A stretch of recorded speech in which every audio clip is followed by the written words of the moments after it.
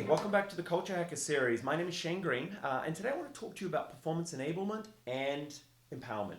Now, you might be used to hearing this whole idea of performance management. I want to challenge you to change that up a little. Listen, the word management is not a bad thing, but within its definition are the words controlling and decision making. And in my mind, these are the two things that are limiting our ability to maximize our employees' capacity, talents, and performance. We got to change it up. When it comes to this whole idea of enablement and empowerment, though, let's determine what performance is. Performance is really based on two criteria. The first one, the desired or needed results. In my mind, maybe how much gets done. Then the other side of it is the way in which those results are achieved, the how. You see, it's important to have a combination of both.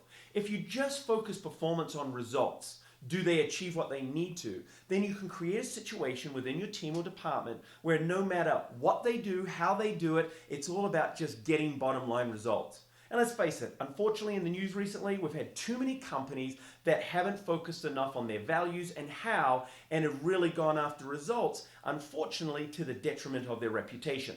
So remember, it's a balance. You've got to focus on how much and the how to as well. So let's talk about this whole idea of performance enablement. To me, there's three elements. One, training. We've got to continually develop and teach our people. And so by using a combination of classroom, online, and on-the-job learning, we can really start to get skills and habits to a really high level. The next thing we do is make sure they got the right tools to the job.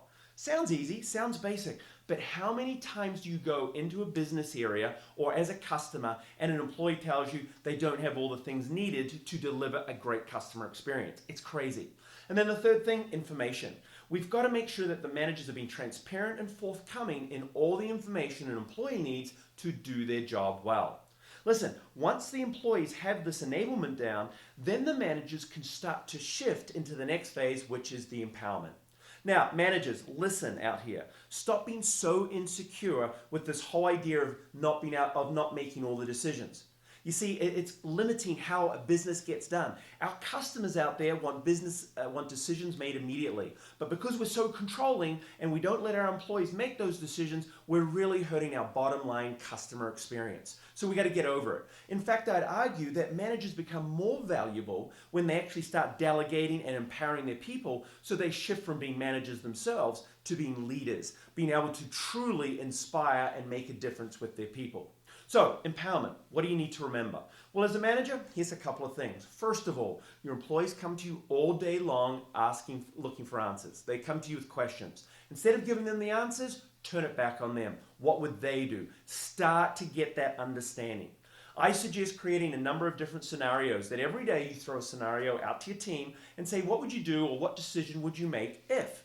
And that way you get this kind of collective think tank going of what the best possible decisions are. Remember, you can still provide guidelines, particularly for new employees, as they start to get up and running with this. Don't forget to teach about financial considerations. It's amazing that when you start to put finances in it and your employees start to understand true cost, how much more responsible they come in their decision making.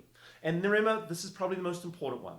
Your employees will make mistakes. They will make the wrong decision, and how you respond in that moment will determine whether or not empowerment is true and real or it's just another fake promise. You see, when we get upset at our staff when they make mistakes, they'll soon shut down and stop making those mistakes.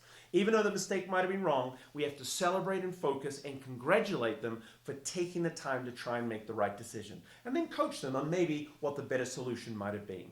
Listen, for me, the only way I think a manager becomes truly indispensable is by being dispensable.